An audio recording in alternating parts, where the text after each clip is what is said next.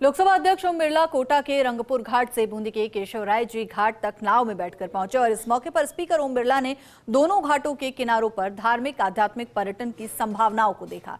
नाव में ही resident editor भंवर S चारण के साथ खास बातचीत में लोकसभा स्पीकर ओम बिरला ने कहा कि रंगपुर केशवराय जी में घाट और मंदिर जीर्णोद्वार के महत्वाकांक्षी कार्य हो रहे हैं। उन्होंने चंबल की महिमा का बखान करते हुए कहा कि इस इलाके को मां चंबल का वरदान प्राप्त है। लोकसभा अध्यक्ष ओम बिरला गृहनगर कोटा के दौरे पर और इस वक्त पौराणिक नदी चंबल की लहरों पर सवारी कर रहे हैं। बिरला साहब, ये बड़ा अजीब सा पॉइंट है जहां कोटा नजर आता है और सामने बूंदी नजर आता है, पीछे केशवराय जी का ऐतिहासिक स्थान है और आज आप इस चंबल की नहर पर सवारी कर रहे हैं।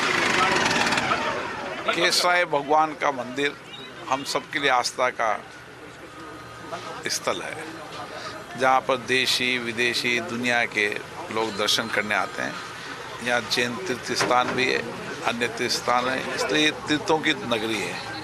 तो एक तरफ कोटा का एक छोर है, एक तरफ केशवराय भगवान का मंदिर का छोर बूंदी जिला है। दो जिलों को जोड़ने वाली ये चंबल नदी है। चंबल नदी में वरदान है। आने वाले समय में जहाँ रंगपुर के अंदर भी हम डेवलपमेंट करेंगे और केशवराय भगवान मंदिर के घाट का जीर्णोद्धार का काम चल रहा है। इसका 45 करोड़ रुपए की योजना से, प्रसाद योजना से माननीय प्रधानमंत्री जिसका शिलान्यास किया था और ये 2 चरण में चलेगा। प्रथम चला 21 करोड़ रुपए का, बाकी 23 करोड़ रुपए का।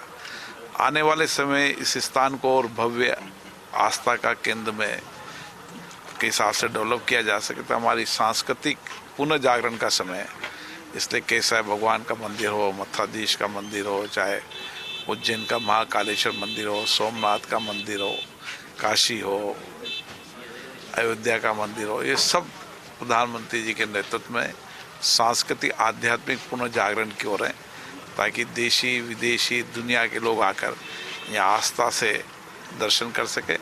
और धर्म के प्रति जब आस्था होगी, कोई भी धर्म के प्रति आस्था होगी, तो वो नैतिक मार्ग पर चलेगा, सत्य के मार्ग पर चलेगा। और मुझे बहुत खुशी है कि आज इस स्थान का जीर्णोद्धार हो रहा है। बिरला साहब, यहाँ से जब देखते हैं तो केशवराय जी के घाट वैसे नजर आते हैं जैसे काशी बनारस के घाट नजर आते हैं। धार्मिक पर्यटन की और क्या संभावना एक्सप्लोर की जा सकती है? आने वाले समय में ये धार्मिक पर्यटन का एक प्रमुख केंद्र होगा और आप देखेंगे कि यह भव्य होगा।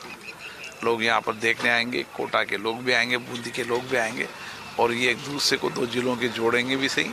जो नदी हमारी इस सारे इलाके में सिंचित करती है, पीने का पानी उपलब्ध होता है और केशवराय भगवान की कृपा सब पर है।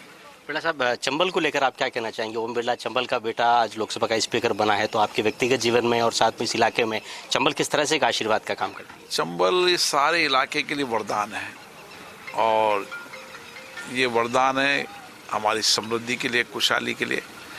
और चंबल माता की कृपा हम पर है कि देश में ऐसी बहुत कम नदियाँ हैं जो 365 दिन जहाँ पानी रहता हो। चंबल नदी भी उसी में से है कि 365 दिन हमेशा पानी रहता है और इसलिए चंबल नदी सबकी समृद्धि खुशहाली लाती है। इसलिए चंबल माँ की आरती हम करते हैं। चंबल माँ का वरदान हम सबको है।